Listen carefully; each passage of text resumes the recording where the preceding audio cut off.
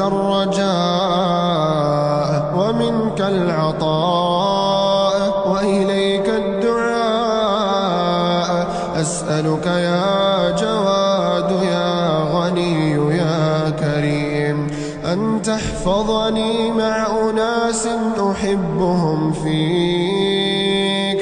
اللهم في الجنة أسكنني وأسكنهم، وعن النار أبعدني وأبعدهم، ومن رزقك الحلال رزقني ورزقهم، ومن العافية زدني وزدهم، وبمغفرتك اغفر لي واغفر لهم، وبرحمتك ارحمني وارحمهم يا سميع الدعاء.